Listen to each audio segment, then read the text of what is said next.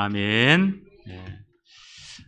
우리는 지금 로마서를 매주마다 생각 은혜를 받고 있습니다.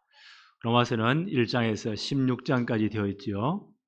로마서를 자세히 읽어보면 한 세 부분으로 구분이 되어져요. 우리 1장에서 8장까지 지금까지 생각했죠? 이 8장까지는 정말 바울의 전 생애를 변화시킨 이 복음이 어떤 것인가, 그 복음에 대해서 바울이 자세히 설명을 했습니다. 바울이 뭐라고 말합니까? 나는 로마에 있는 성도님들을 늘 내 마음에 품고 있습니다. 내가 늘 기도합니다. 하나님이 내 정인 되십니다. 그 이유는 빨리 로마에 가서 여러분들에게 이 복음을 제대로 설명해 주고 싶습니다. 나는 진짜 복음 받고 나니까 헬라인이나 유대인이나 야만이나 모든 사람들에게 나는 복음의 빚진 자입니다. 복음 아니면 절대 안 되니까. 그렇잖아요. 창세기 3장의 저주 운명을 절대 못 바꾸니까. 그래서 나는 로마에 있는 너희들에게도 이 복음을 정말 설명해 주고 싶습니다. 이 복음은 모든 믿는 자를 구원하시는 하나님의 능력이 됩니다. 그래서 복음을 쭉 설명을 했습니다. 8장까지예요. 그래서 이 결론 부분에 이 복음에 대해서 바울이 일단락 결론을 내립니다. 이 복음은 만세전에 하나님이 여러분들을 아셨습니다. 예지, 이미 아셨다는 거예요. 그리고요, 정말 그리스도를 본받기 위해서, 그리스도의 의와 성품을 본받기 위해서 예정, 미리 정하셨다는 거예요. 뭘 정했다고요? 여러분들이 제대로 예수 믿고 그러한 삶을 살도록 하나님 미리 예정해 놓았다는 거예요. 그게 예정이에요. 그리고 이제 누군가를 통해서 복음을 듣도록 여러분을 부르셨습니다. 소명, 그 정확한 복음을 듣게 하셨습니다.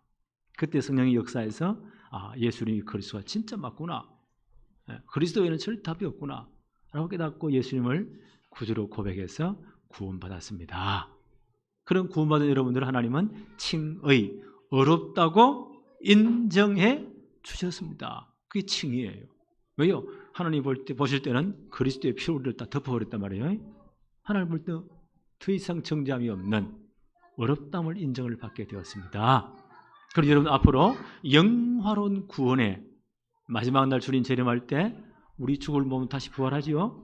영광스러운 부활의 몸을 입고 영원한 하나님 나라에서 영원토록 왕노릇하게 됩니다. 영화의 구원이라고 해요. 이미 여러분 이 축복 속에 들어왔습니다 라는 선포를 해요. 오늘 이 축복 속에 있어요. 누가 뭐래도. 이 사실을 바울은 아주 강조를 합니다. 그러면 이제 여러분 이 복음 받았으니까 어떻게 살아야 됩니까? 하고 삶을 이야기해야 돼요. 그래서 로마서 12장부터 16장까지는 이 복음 받았으니까 여러분 이 땅의 삶을 하나님이 정말 기뻐하시는 거룩한 산제사로 여러분의 삶을 드려야 됩니다. 그게 로마서 16장에서 12장 16장까지예요. 근데 오늘부터 생각할 거는요, 9장부터 11장까지는 조금 다른 내용이 나와요. 이걸 딜레마라요. 정말 우리가 이해하기 힘든 다른 내용이 하나 나와요. 그 어떤 내용이 나니까 유대인들의 구원 문제입니다. 유대인들의 구원 문제. 하나님이 그리스도를 이 땅에 보내기 위해서 어느 한 민족을 택해야 돼요. 아브라함을 택하시고 이스라엘 민족을 형성했어요. 그 가나안 땅에 들어가기 위해서 그리스도를 보내기로 작정하십니다. 그래서 그리스도에서 이 복음이 완성되고 이 복음이 온 땅에 전거돼야 돼요. 천하만이 복을 받아야 돼요. 이 엄청난 사명을 받은 하나님의 특별히 선택한 민족이 이스라엘입니다. 그런데 이 사람들이 어떻게 했다고요? 이 하나님의 이 엄청난 구원의 계획을, 복음을 거절해버립니다. 어느 정도로요? 예수님이 이 땅에 오셨는데도 예수님까지 거부해버립니다. 아예 십자가에 못 박아버립니다. 그런 엄청난 하나님의 이 구원 계획을 반영하는 거예요. 이 사람들은 어떻게 되느냐? 그러게 보세요. 이 복음 거부한 이 유대인들이 얼마나 용감했습니까? 예수님 십자가에 못 박아라고 고함 지르면서요, 그 핏값을 우리와 우리 후대에 다 돌려라. 십자가 사건이 어떤 일이 벌어지죠? AD 70년 로마 정권 티투스라고 해요. 예루살렘 성이 멸망되면서 유다나 전체가 피바다가 되는 겁니다. 예루살렘 성전 안부터 제사장들 목이 달아난 거예요. 60만이 전부 다 목이 달아나 예루살렘 전체가 피바다 내려간 겁니다. 전 세계로 흩어집니다. 중세시대 보니까요, 이 복음을 못 깨달은 중세 교회가 저 유대인들, 예수님 십자가에 못 박았잖아. 유대인들을 얼마나 핍박한지 몰라요. 네. 또 독일이 벌써 히틀러 일어나가지고요, 유대인들 싹 다 죽여. 얼마나 고통받는지 모릅니다. 피값이 다 돌아간 거예요. 네. 그러면 지금 이스라엘이요, 겨우 지금 독립을 했어요. 지금도 치고받고 늘 싸웁니다. 그 유대인들의 구원 문제를 어떻게 되느냐? 바울이 유대인이잖아요. 거기에 대한 설명이에요. 9장부터 11장까지. 굉장히 난해한 부분이에요. 우리는 이방인 들으니까 이거 뭐 필요하냐? 필요해요. 왜요? 하나님의 절대 주권에서 우리를 세우는 겁니다. 그리고 우리를 진짜 복음 안에서 겸손하게 만드는 거예요. 그 목적이 있어요. 그래서 바울은 로마의 그 유대인들보다는 이방인들이 더 많죠. 로마 교회가 그들에게 그들을 진짜 복음 앞에 겸손하게 만들기 위해서 오늘 유대인들의 구원 문제를 오늘부터 설명합니다. 그 내용이에요. 첫 번째 한번 볼까요? 바울의 큰 근심과 그치지 않는 고통. 사도행전 9장 15절에 보니까 이 바울 처음 원래 이름은 사울이에요. 베냐민 지파 사람이고 길리기아 다소라는 도시에서 태어나서 어릴 때부터 율법 교육을 철저히 받은 사람. 그 당시 전체 흩어진 유대인들 사회에서는요, 그 셉투아진트라고 해서 70인 성경 헬라어가 히브리가 아닌 그 당시 전체 헬라어가 공통어거든요. 그걸로 번역된 그 성경을 다 사용했었어요. 그런데 보세요, 바울이 자란 그 회당에서는 굳이 히브리를 가르쳐가지고 성경을 가르친. 바울은 성경을 다 외워버린 사람입니다. 구약 성경을. 자기를 어떻게 소개했죠? 나는 히브리인 중 히브리인이었다. 나는 율법의 어른은 흠이 없는 자였다. 난 다 외웠다. 대단한 교육을 받은 사람입니다. 그리고 성인식이 마치고 나서 그 당시 디아스포라된 유대인들 아이들의 꿈이 뭐냐? 예루살렘 유학 가서 최고의 랍비 밑에서 율법 교육을 받고 랍비가 되는 것. 이게 최고의 로망이었습니다. 근데 바울이 부모님을 잘 만났어요. 로마 시민권자로서. 그것도 대단한 거예요. 예루살렘 유학 가서 그 당시 가말리엘이라는 최고 율법학자 밑에서 율법을 공부한 사람. 아예 출세길이 꽉 열린 사람입니다. 그래서 예수님 공생했던 이 사람은요, 예루살렘에 안 계셨고 자기 고향에 잠깐 돌아와 있었어요. 그리고 예수님 공생의 십자가 사건, 부활 사건 이후에 예루살렘 와 보니까 이 완전 엉망진창이네. 저 갈릴리 촌놈들이 예루살렘 와가지고 베드로 모습만 보면서 평생 어부만 하신 분이 무슨 폼이 나겠어요? 밀지 못한 서원은 흐르마 해가지고는요 하는 말이 예수는 그리스도, 모든 문제 해결자, 율법이 아니고 그리스도를 믿음으로 구원받습니다. 이러니까요 바울이 열받친 거예요. 아니 뭐 예수가 십자가 지고 부활했어? 그런 소리 무슨 소리야? 율법을 지켜야 어떻게 복음으로? 저런 수준 낮은 인간들은 다 잡아 죽이는 것이 하나님의 계획이다. 이래가지고는요 산헤드린 공회에 체포영장 받아가지고 예루살렘 모든 가정을 가가고 방문해가 예수애들 싹 다 잡아다가 옥에 쳐넣고, 그것도 분이 안 풀리는 거예요. 저 수리아 지역에 그 수도인 다메섹 이방인 지역이에요. 그 회당에도 예수애들이 있다. 이 소식을 들은 거예요. 아니 이 인간들을 다 잡아와야 돼. 이가 정식 체포영장 공문 받아가지고 말을 타고 군인들을 데리고 지금 다메섹으로 뛰어가는 중입니다. 이걸 누가 막겠어요? 이 다메섹 이 소식을 들은 예수 믿는 사람들이 얼마나 겁이 나겠어요? 얼마나 두렵겠어요? 아무 힘이 없단 말이에요. 기도하는 수밖에 없잖아요. 하나님 역사해 주세요. 그 길에 주님이 나타나신 겁니다. 강한 빛으로 부활하신 주님. 그 빛 앞에 어떻게 어떤 놈이 그게 악다고 하겠어요? 그 영광스러운 빛 앞에 그냥요 시력이 이러면서 말에서 떨어지는 거예요. 그때 거부할 수 없는 음성이 들려옵니다. 사울아 사울아 너가 왜 나를 핍박하느냐. 압도적인 음성이 들려오는 거예요. 그 앞에 이분이 무릎을 꿇습니다. 주님 누구십니까? 도대체 주님 누구십니까? 나는 네가 그렇게 핍박하는, 그렇게 미워하는 예수니라. 나는 네가 본 그대로 부활했는, 십자가 지고 모든 문제 끝냈고 부활했느니라. 구약 모든 구약 성경 예언의 성취잖아요. 바로 이 주인공이다. 그 한마디 보세요. 이 젊은 사울, 이 사람의 모든 의문이 다 뚫리는 거예요. 이분이 창세기 3장 15절의 주인공, 바로 그 그리스도이시구나. 성경대로 십자가에 죽으셨고 성경의 예언대로 삶을 살아나셨구나. 이분이 그리스도이시구나. 그 앞에 완전히 무릎을 꿇습니다. 그리고 완전히 눈이 멀어버렸으니까요, 사람들이 끌려가지고 다른 지역에 집에 머물러 있습니다. 하나님 요 작업을 해놓으시고 다메섹에 있는 아나니아라는 제자에게, 야, 내가 그놈 손 봐놨다. 빨리 가서 정말 복음을 제대로 말해주고 안수해서 사명을 주어라. 이는 이방인들과 임금들과 이스라엘 백성 앞에서 내 이름을 증거하기 위한 택한 나의 그릇이다. 택한 나의 그릇이다. 아나니아에 가서 제대로 이제 복음을 말하고 안수하죠. 그때 눈에 비늘같이 떨어지면서 시력이 회복됩니다. 이때 이 사람이 완전 180도로 변해버립니다. 그때부터 예수는 그리스도. 순교하는 그날까지 전도자의 삶을 산 거예요. 그가 로마서 11장 13절에 뭐라고 고백합니까? 내가 이방인과 너희에게 말하노라. 내가 이방인의 사도인 만큼 내 직분을 나는 진짜 영광스럽게 생각한다. 이방인의 사도로 부름받은 것, 내 직분이 너무너무 영광스럽다. 그런데 보세요. 자기는 유대인이잖아요. 유대인은 이 복음을 방해하고 거부하고 지금 어마어마한 하나님의 지금 징계 아래 있는 겁니다.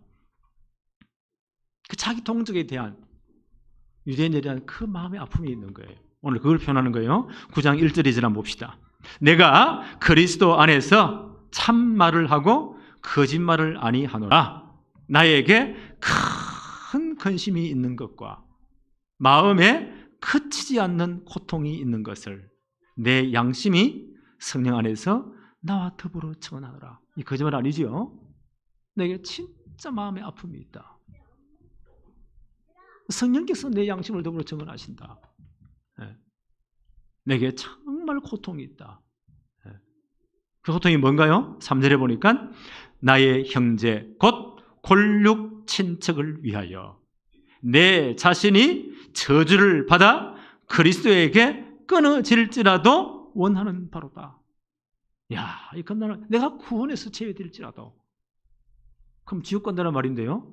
결코 그럴 일이 없지만 그럴지라도 내 동족, 내 골육들이 정말 복음받고 예수 믿기를 원한다. 나는 그 아픔이 늘 있다. 그 고통이 늘 있다는 거예요. 오늘 정말 이런 마음이 우리 속에 진짜 있어야 돼요. 하지만 우리 가족들이 예수 믿지 않는다. 이 안타까움이 있어야 돼요. 전혀 그런 감각이 없다. 우리 신앙 다시 점검해야 됩니다. 지금 바울이 복음 전하러 돌아다닐 때 유대인들이 얼마나 방해했습니까? 지난번에 말씀드렸죠. 고린도 교회 편지하면서 나는 40에 하나 감한 매를 몇 번요? 5번에 맞았고 유대인들이 복음 전한다고 바울을 끌어다가 얼마나 핍박합니까? 그 동족들이 진짜 사랑스럽겠어요? 근데 바울은 뭐였어요? 내게 정말 이 아픔이 있다는 거예요. 그치 않은 이 고통이 있다는 거예요. 내 권력들, 내 친척들, 우리 민족들에 대한 내 아픔이다. 내가 그리스도에게 끊어질지라도 그들이 진짜 구원받았으면 좋겠다. 4절 5절 한번 볼까요? 그들은 이스라엘 사람들이죠. 유대인들이죠. 이스라엘 사람이라 하나님의 언약을 맡은 사람들입니다. 이스라엘이 창세기 3장 15절의 주인공 그리스도를 보낼 민족이에요. 그를 통해 이룬 복음이 전 세계 증거대로 이 역할을 할 사람들이에요. 계속 말하죠. 그들에게는 양자됨과 하나님의 양자로 받아들인 사람들입니다. 출애굽기 4장 22절에 바로에게 뭐라고 말합니까? 하나님이 이스라엘 자손들은 내 아들, 나의 장자다라는 거예요. 그 이스라엘 백성이에요. 이런 영광스러운 축복을 받은 사람들이에요. 영광과 언약들과 율법을 세우신 것과 예배와 약속들이 있는 사람들이다. 하나님이 임재하실 때 얼마나 큰 영광이 임했습니까? 이걸 체험한 사람들이다. 언약들이 그의 것이다. 아브라함을요, 믿음의 조상 부르시면서 엄청난 말씀을 하시잖아요. 창세기 17장 7절에 내가 내 언약을, 아브라함이 하시는 말씀입니다. 내 언약을 나와 너와 및 내 대대 후손 사이에 세워서 영원한 언약을 삼고 너와 내 후손의 하나님이 될 것이다. 창세기 3장 15절의 주인공, 이 그리스도 오실 이 엄청난 하나님의 계획을 이룰 민족으로 삼겠다는 거예요. 그래서 아브라함을 불렀습니다. 그 아들 이삭을 불렀습니다. 그 아들 야곱을 불렀습니다. 이 언약들을 가진 민족이 아니냐. 그 다음 또 이런 말씀을 하죠. 5절에 보니까 조상들도 그들의 것이요 율법으로 하면 그리스도요 육신으로 하면 그리스도가 그들에게서 나셨으니. 와, 대단한 거예요. 창세기 3장 15절의 주인공 그리스도가 유대인들을 통해 온 겁니다. 그렇잖아요? 그 민족을 통해 온 거예요. 이건 대단한 특권 중에 특권이에요. 이렇게 쓰임받는 사람들이 이스라엘 사람, 유대인들입니다. 그리스도가 그 유대인을 통해 오셨다. 이건 특권 중에 특권이에요. 그러니까 이분들이 어떻게 했나요? 이 특권을 버리고 예수님을 배척하고 죽여버립니다. 예수님을 십자가에 못 박으러 고함 지르면서요, 얼마나 용감한 말을 합니까? 그때 사내된 공회원 제사장들은요, 유대인 전체를 대표하는 사람들이에요. 로마에서 파송된 총독 빌라도는요, 본디오 빌라도죠. 아무리 봐도 이거는 법적으로 전혀 십자가에 처형할 죄가 아니라는 거예요. 내 종교적인 문제지. 세숫대에 가져와 손을 씻잖아요. 나는 상관 안 할래. 왜요? 로마 법에서 가장 극악한 죄인을 잡아들이는 그 형틀이 십자가거든요. 그 유대인의 그 사형법이 아닙니다. 로마의 사형법이에요. 그걸로 사형시키라는 거예요. 빌라도는 아니야, 나는 죄를 발견 못했어. 근데 종교적인 문제잖아. 이때 보세요. 유대인 전체를 대표하는 사내된 공회원들, 제사장들 어떻게 말합니까? 군종을 통해 대모를 합니다. 만약 당신이 예수라는 사람을 십자가에 못 박지 않으면 당신은 가이사의 충신이 아닙니다. 로마 황제 가이사의 충신이 아닙니다. 그 말 병을 칼로 외고요, 당신 비리들 싹 다 찔러가지고 목 자르겠습니다. 알아서 하세요. 칼로 닫고. 옛날에 정치인들 이런 데 굉장히 민감해요. 크게 항복해버린 거예요. 예수님을 십자가에 내주잖아요.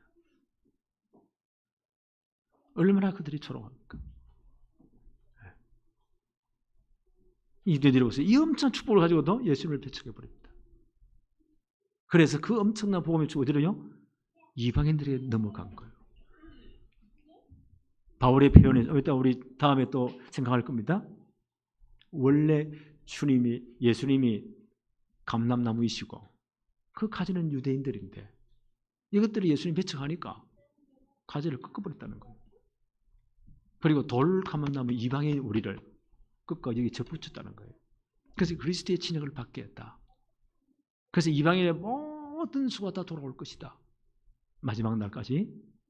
그래서 복음은 끝까지 계속 증거되는 겁니다. 모든 족속이 증거돼야 돼요. 다 돌아와야 돼요. 그때 마지막 때에요, 유대인들이요, 시기가 난다는 거예요. 아, 저것들이 저렇게 축복을 받구나. 그래서 그들이 돌아온다는 거예요. 그게 바울의 설명입니다. 이 엄청난 축복을 유대인이 빼앗겼다는 거예요. 그래서 바울이 이걸 보면서요, 내 마음속에 아픔이 있습니다. 3절 한번 다시 한번 볼까요? 나의 형제 곧 골육 친척을 위하여 내 자신이 저주를 받아 그리스도에게 끊어질지라도 원하는 바로라. 우리는 이 마음이 있어야 됩니다. 출애굽기 32장 32절 모세의 기도죠. 이스라엘 백성들 모세가 시내산 위에 하나님 율법을 받으러 올라갔어요. 40일 동안 안 내려옵니다. 그런데 백성들이 뭐합니까? 밑에서는요, 아론을 붙여가지고 우리를 인도할 신을 만들어내라. 이래가지고 엄청난 금송아지 우상을 만들어 놓고요, 하나님을 반역합니다. 네? 모세가 내려와버리 엉망진창이에요. 십계명을 깨버리잖아요. 너희들 이 언약을 받을 자격이 없는 놈들이다.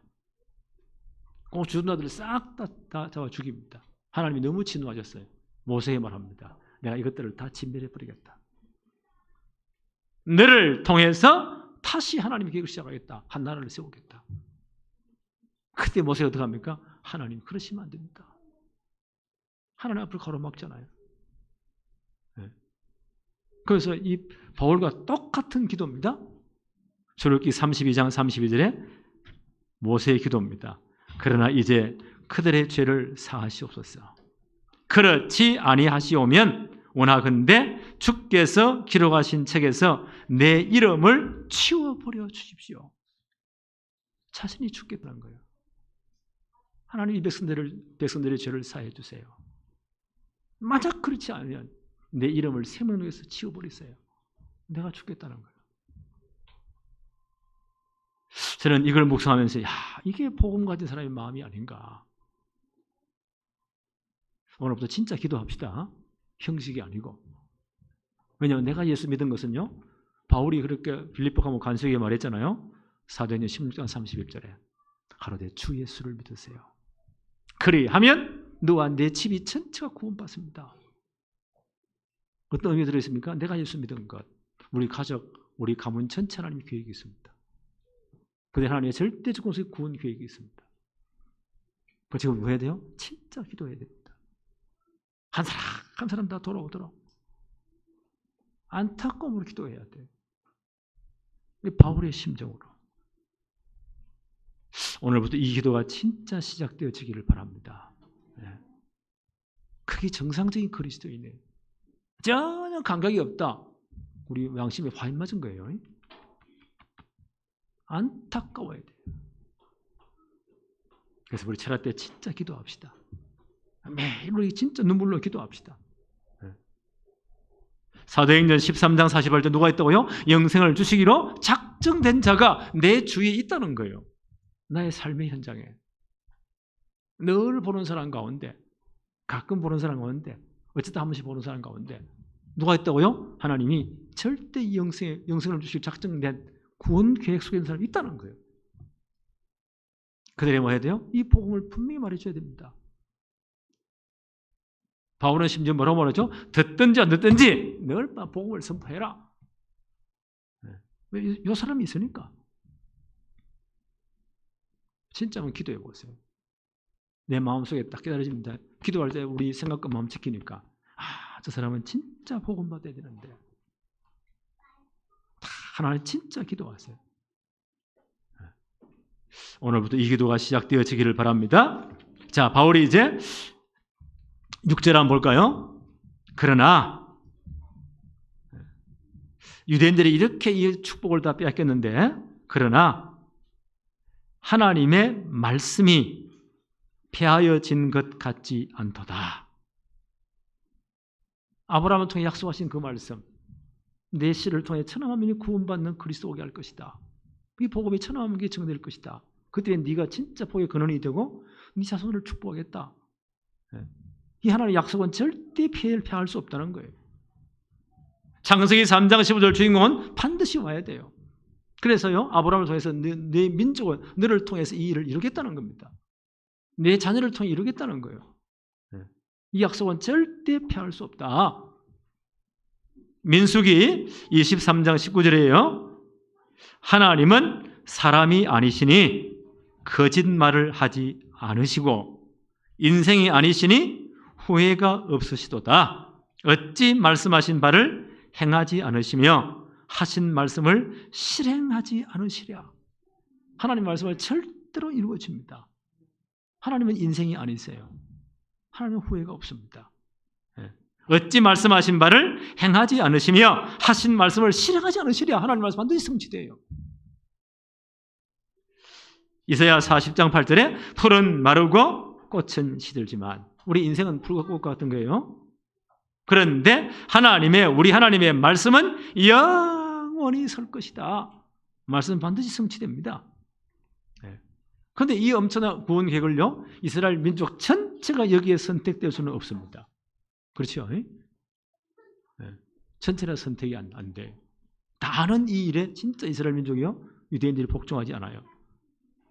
로마서 9장 7절 8절 한번 볼까요? 또한 아브라함의 씨가 다 그의 자녀가 아니라 오직 이삭으로부터 난 자라야 내 씨라 불리리라 하셨으니, 이 엄청난 하나님의 언약, 창세기 3장 15절 메시아 계보를 이어가는 것이 다 모든 아들이 아니라는 거예요. 약속으로 따라 난 이삭을 통해서 하겠다는 거예요. 8절 한번 볼까요? 곧 육신의 자녀가 하나님의 자녀가 아니요 오직 약속의 자녀가 씨로 여기심을 받느니라. 그렇지요. 약속의 자녀 이삭이죠. 그 약속의 자녀를 통해서 창세기 3장 15절에 그 계보를 이어가겠다는 겁니다. 창세기 21장 9절로 12절입니다.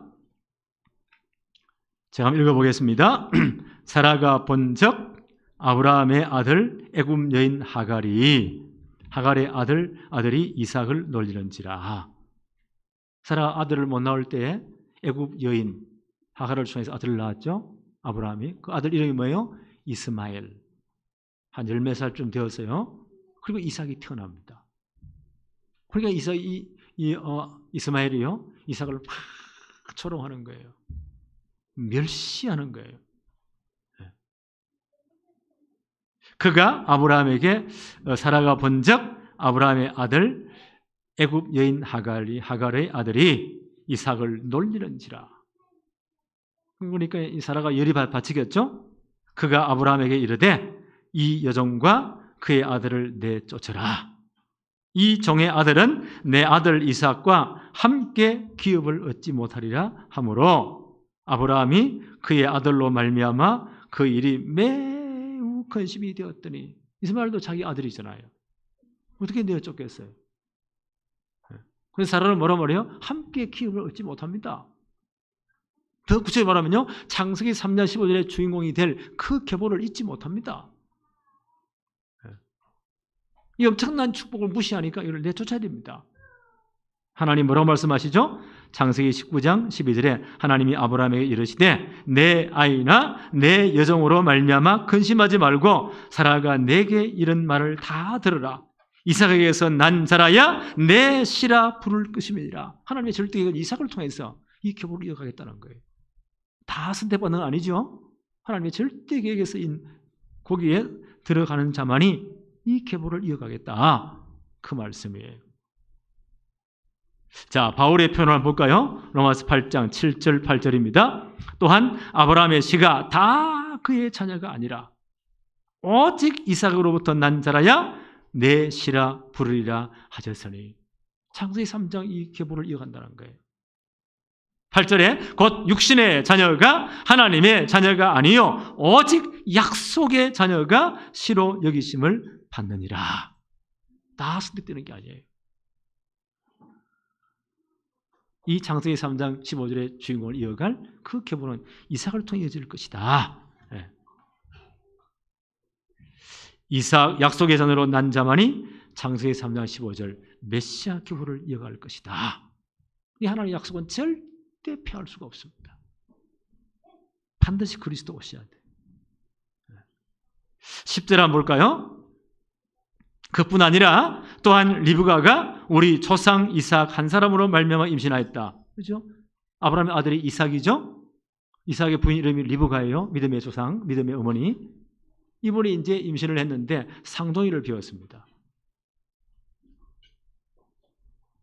11절 한번 볼까요? 그 자식들이 아직 나지도 아니하고 무슨 선이나 악을 행하지도 아니한 때에, 아직 태어나지도 않은 아이들이 악을 행하거나 그럴 수 없잖아요. 선이나 악을 행하지 아니한 때에 택하심을 따라 되는 하나님의 뜻이 행위로 말미암지 않고 오직 부르시는 이로 말미암아 서게 하려 하였다. 무슨 말입니까? 하나님의 절대 절대 주권 속에서 하나님의 구원 계획 속에서 하나님이 선택하셨다는 이 구원 계획을 이어갈 아들을 선택하셨다는 거예요. 상동이지만 우리는 알죠? 누구를 선택했다고요? 야곱을 선택하신 거예요. 상동이지만 먼저 나온 아들이 큰 아들이에요. 장자권을 이어받아야 돼요. 근데 하나님 그렇게 하지 않으시고 두 번째 누가 나왔죠? 야곱이 나온 겁니다. 하나님의 절대 주권 속에 하나님의 계획 속에 야곱을 선택하셨다는 거예요. 이건 하나님이 선택하셨다는 거예요. 그래서 창세기 3장 15절 메시아를 이어가게 하셨다는 거예요. 이 하나님의 절대 주권입니다. 그래서 이 메시아가 어떻게 된다고요? 아브라함, 이삭, 야곱으로 이어진다는 겁니다. 다른 아들들은 다 여기에도 참여하지 못해요. 이렇게 하나님 계보를 이어가시겠다는 거예요. 12절 13절 한번 볼까요? 리브가에게 이르되 큰 자가 어린 자를 섬기라 하시되 장자권이 바뀐다는 겁니다. 하나님 뱃속부터 아이를 배웠을 때 둘이서 치고받고 싸우잖아요. 엄마는 느껴요. 아마 싸우는 것을 느꼈을까 봐. 하나님 기도하잖아요. 하나님 뭐라고 하세요? 큰 장자권이 바뀔 것이다. 메시아 계보를 이어가는 것은 하나님의 절대 계획은 장자권을 바꾸어서 동생을 이어가겠다. 하나님 말씀하십니다. 13절 기록된 바 내가 야곱은 사랑하고 에서는 미워하였다 하심과 같으니라. 이게 참 이 난제입니다. 장자권을 바꾸는 걸 이해하는데 아니 에서는 미워하고 야곱은 사랑했다. 이게 말이 되냐? 미워하다는 말을 우리는 잘 봐야 돼요. 하나님이 그냥요 모든 사람은 아담 이후에 모든 사람들은요 로마서 3장 10절에 모든 사람은 죄를 범했습니다. 의인은 하나도 없습니다. 우리는 창세기 3장 저절에 있는 사람들입니다. 우리 모두는. 야곱께서도 마찬가지예요. 그래서 로마서 3장 23절에 모든 사람이 죄를 범했으며 하나님의 영광을 이룰 수 없다는 거예요. 우리 모두는 다 마찬가지예요. 에서를 미웠다는 말은요, 이 상태로 하나님이 놔두셨다는 겁니다. 그대로. 이 상태에 그냥 버려두셨다는 거예요.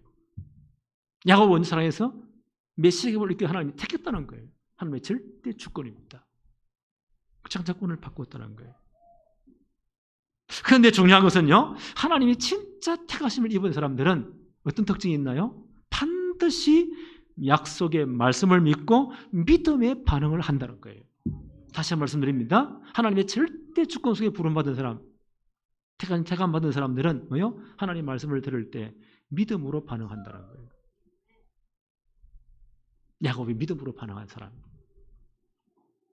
이 모든 자자권을 하나님 나에게 주신 거야. 어머니부터 늘 들었겠죠? 거기에 늘 관심 믿음에 가요. 얼마나 여기 열심히 특심했던지요? 형님이 사냥꾼이잖아요. 그래가지고 사냥을 하다가 너무 배고파 들어왔는데 그때 야곱은 팥죽을 쓰고 있었어요. 동생한테 그 내가 달라. 야곱이 얼마나 여기에 관심이 있냐. 그냥 못 줍니다. 형님이 장자권을. 야곱에서는 자기가 장자라고 생각해요. 전혀 여기에 관심 없으면서 그 장자권을 내게 파세요. 그럼 내가 팥죽을 주겠습니다. 에서의 말입니다. 내가 지금 배고파 죽겠는데 곤괴 죽겠는데 장자권이 무슨 이익이냐? 전혀 관심이 없다는 표현이죠. 아니 장자권이 무슨 유익이 있냐? 너 가져라. 전혀 관심이 없습니다. 하나님의 구원 계획. 야곱은 얼마나 관심이 있습니까? 아예 속에서라도 빼앗아야 되겠다. 그 욕심이 있는 거예요. 방법은 좀 나빴어요. 이 양반이 열정이 있는 거예요.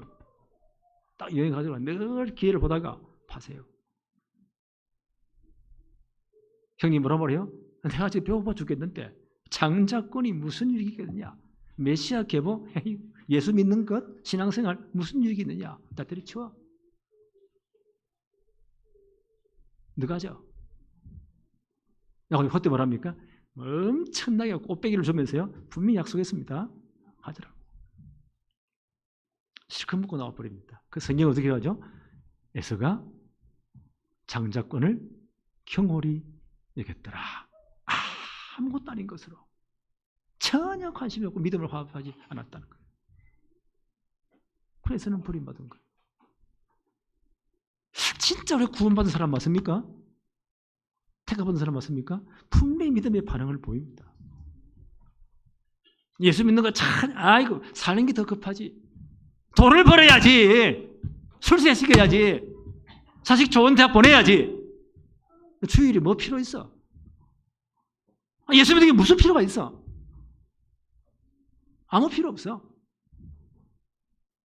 혹시 에스과에 속한지 모릅니다. 바울이 지금 이걸 설명하는 거예요. 분명히 하나님의 절대주권 속에 부름받은 사람들, 그게 예정론이라고 하거든요. 어떤 예정돼 있으면 전도 안 해도 되겠네? 안 해도 되겠네? 아니요. 하나님의 절대주권 속에 있는 사람은 분명히 믿음의 반응을 보인다는 거예요. 이걸 위해 헌신한다는 거예요. 그래서 요한복음 1장 12절 13절 너무 잘하는 말씀이잖아요. 우리는 12절만 딱 기억해요. 영접하는 자, 곧 그 이름을 믿는 자들에게는 하나님의 자녀가 되는 권세를 주셨다. 아멘. 그럼 다 끝났다. 분명히 예수 영접은 맞지? 맞아요. 근데 하나님의 자녀야 절대 변할 수 없어요. 그런데 그렇게 반응하고 믿음을 합한 사람은요, 반드시 어떤 전제가 있다고요? 1장 13절 이렇게 말합니다. 요한복음 1장 13절에 이는 이렇게 된 것은 혈통으로나 육정으로나 사람의 뜻으로 나지 아니하고 오직 하나님께로부터 난 자들이니라. 하나님의 절대주권 속에 선택받은 사람들만이 이 믿음의 반응을 보인다는 거예요. 예수를 주로 영접했잖아요. 하나님 백성 맞죠? 믿음의 반응을 보였죠? 여러분, 하나님의 절대주권 속에 있는 사람들입니다. 그래서 믿음의 반응을 예수를 영접했습니다. 바울은 계속 말해요. 어떻게 살아야 됩니까? 하나님 백성답게 살아야 돼요. 그죠? 그게 이제 로마서 12장부터 16절까지 말씀이에요. 그러므로 너희가 이 축복수대로 왔으니까 너희 몸을 하나님이 기뻐하시는 거룩한 산제사로 드려라. 이게 영적 예배니라. 이 삶이 분명히 나타나야 돼. 이해하셨죠? 네. 오늘 이 축복이 진짜 이루어지기를 바라요. 오늘 이제 말씀을 맺습니다. 바울은 이런 설명하면서요, 여러분, 이방인 성도에게 말하는 겁니다. 나는 유대인이지만 나는 이방인의 사도로 부름받았습니다. 이거 내가 너무 영광스럽게 생각합니다. 그러나 복음을 급하고 아직 믿지 않는, 그래서 엄청난 진노 아래 있을 내 민족을 생각하니 내가 늘 가슴이 아픕니다. 내게 끊임없는 아픔이 있습니다. 나는 이 고통이 있습니다. 내가 그리스도께 끊어질 때 그건 지옥 간다는 말이거든요. 그럴 수도 없지만 끊어질지라도 내 동족들, 내 권력들이 예수 믿고 돌아오는 것, 그게 내 평생 기도 제목입니다. 여러분, 이 아픔이 내게 있습니다. 나를 기도해 주세요. 오늘도 진짜 기도하십시다. 네. 아니, 하나님 앞에 진짜 때를 서세요. 하나님, 나를 죽여달라고. 네. 옛날에 우리 기독교 초창기 우리 어머니들, 우리 할머니들 보세요. 믿음의 삶 보세요. 이런 기도를 했어요. 그 6개월 끝나 그 못 살 때 보세요. 한국교회 누가 부흥 지었습니까? 그 어머니들입니다. 네. 저는 이광수 목사님 어머니 장차영 권사님 그 어른을 지금도 기억합니다. 그때 초창기에 동삼동 그 밑에 요거보다 더 좋은 건물 지하실에 여러분 내가 습기가 얼마나 차는지 그 할머니 몇 사람들이 보세요. 집에도 안 가요. 크게 입을 뒤집어 쓰고 1년 내내 기도하시는 거예요. 그 장차영 목사님 간증입니다. 6개월 끝나고 나서 얼마나 어려운 시절에 남편 돌아가시고 그 자녀들을 키우면서 먹고 살 길이 없잖아요. 그것도 항망청에 청소 아줌마로 취해가지고 그 조그만 울고 가지고 하루 종일 일하시고 파김치 돼가지고 집으로 돌아올 때 그 꼴짝이. 그때는 전부 다 학구방이에요. 루피가 덮어놓은 거. 아이들 밥 먹여놓고는. 그때는 마룻바닥 교회예요. 옛날에 그랬잖아요. 마룻바닥으로. 자, 뒤에 방석 하나 깔고 밤새도록 몸부림치며 기도하는 거예요. 근데 용사님 모습이 얼마나 별난지. 동네에 깡패들 보면 사업이란 사업은 다 하고 돌아다니고, 하여튼 사고는 다치고. 오죽했으면 동네 사람들이요, 아이고 저 인간이 기도하지 말라고, 저 인간 안 된다고, 하나님이 버렸다고. 그들로 눈물로 기도하신 거예요. 그분의 간증이에요. 저 뒤에 방사를 깔고 기도했는데, 새벽 기도가 목사님이 이제 새벽 기도 종을 치잖아요. 얼마나 몸부림치며 기도했는지. 저 뒤에 계신 분이 앞에까지 와 있대요. 밤새도록. 그러기를 수십 년입니다. 저는 이 복음운동이요, 그 어머니의 기도 때문에, 그 개척 초창기에요, 그분이 기도에 불씨가 붙으니까요, 모든 할머니들이 다 모인 거예요. 하나님 우리 자녀들을 축복해 주세요. 이들이 정말 예수 믿고 진짜 복받고 세계 복음할 수 있도록 축복해 주세요. 그들이 눈물로 기도한 겁니다. 그분 말씀이에요. 이분이 당뇨가 있기 때문에 혈압이 높기도 해요. 병 가면 정상이 아니라 이게 살아남는 기적이래요. 편안히 집에 쉬셔야 된대요. 그런데 목사님 이게 집회로 나가시면요, 할머니들 모아놓고 몇 사람이 정말 기도하잖아요. 아예 걸음도 못 걸으신 분이에요. 이 목사님 집회 마쳐 금요일쯤 돌아오시면 아들에게 아픈 모습을 보이지 않기 위해서 목욕하시고 화장 다 하시고 깨끗하게 전혀 아프지 않는 것처럼. 그 기도의 사람이 있었구나. 우리 단체가 이렇게 세워진 단체입니다.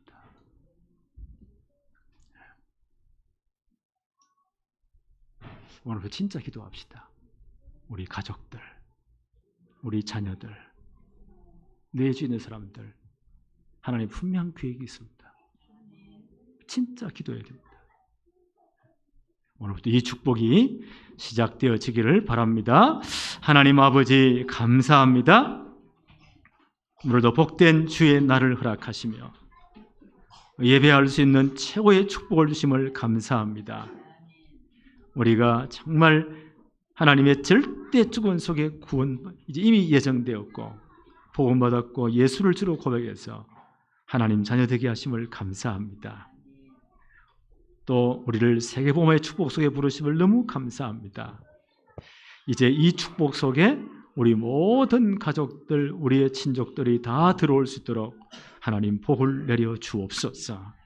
우리 주위에 영생을 주시기로 작정된 모든 사람들을 다 찾게 해 주옵시며 정확한 복음 말할 수 있도록 축복해 주옵소서.